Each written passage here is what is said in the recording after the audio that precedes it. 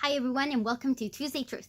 Today I want to talk to you about something else that I've learned over my 31 years. The first week I talked about finding your church community and not being alone. The second week I talked about gratitude, and today I want to talk about weakness. Now to you, you might have a different understanding and a different idea of what weakness means to you. But one thing we can all agree on is that to the world, weakness is a bad thing. We associate being weak with being bad. It's not a good thing to show the world that we are weak. It's not a good thing to show everybody else that where our weakness is, because they will then they will take advantage of us. However, today's tip of the day was true strength comes from your weakness. And you're gonna say, hold on, how does that work? Well, let me tell you how that works by first reading you what the Bible tells us in 2 Corinthians chapter 12, verse 9. And it says like this: but he answered me, my grace is always more than enough for you, and my power finds its full expression through your weakness.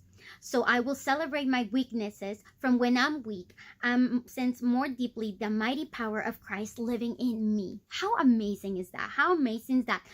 God's power finds its full expression in my weakness. And you're going to say, I don't understand that. Well, let me give you an example of how, this might make more sense. Have you ever seen a kid, have a toy that, comes apart and the little kid cannot fix it? And then there's the parent or the adult there, trying to tell the kid, let me help you. But the kid doesn't do it. The kid just goes one way, tries to fix it one way, tries to fix it another way, and tries to do it his own way. And he can't do it. That little kid cannot fix that toy. And yet the parent is often there offering, the help, but the kid is just saying, nope, I can do it, I can do it, I can do it. Sounds familiar? Well, you're going to say, well, I don't, I know how to fix toys. Yes. Or, I know how to fix things. Yes, that's true. But what happens when you go through a circumstance or a situation where, you don't know the answer to? You often say, well, I got this. I'm going to do it one way, and you find a different way to do it. And then you find a different way. And then, when God says, let me help you, you tell God, oh, don't worry about it, God. I got it all under control. You got better things to worry about. Do you often do that? I mean, I know in my own experience, I've done it. Like, I've done it multiple times. Hence, this is why my Tuesday Truth. Because, I've often told God, God, you don't have to worry about me. I got this. I got it under control. And, I try to do it my way. I try to do it a different way. And I try to do it 1,000 million other ways until, just like that little kid, finally I get frustrated and I tell God, please take it. Take it. I can't do this anymore. I can't do this. And I often tell God, I don't know how you're going to do it, but you're going to help me. You got to help me. I can't do this anymore. Sounds familiar? Well, I know in my life it sounds very familiar because I tend to do that often, I tend to tell God that I know best, but in reality, I don't.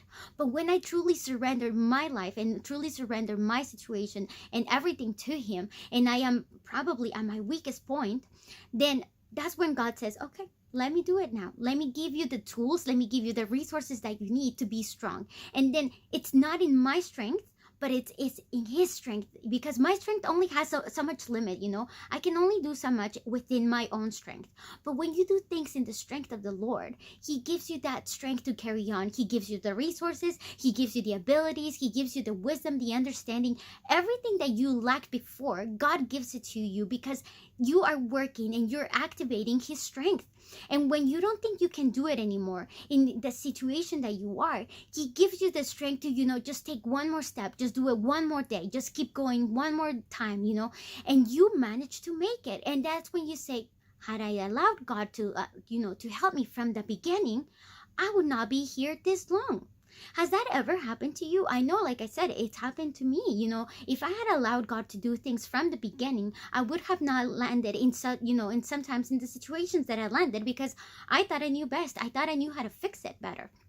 But in reality, I didn't. And it was because I was doing it in my own strength, in my own understanding. But once God, took control and gave me His strength, then everything changed in my life. I was able to get through every circumstance. I was able to get through the situation, and I was able to make it through the other side. But, sometimes my question to you is this: have you allowed, your pride and your own understanding of how to do things and your own control to, just stop God from helping you? If that's your case, I want to just, encourage you, I don't have it all put together. That's just for sure.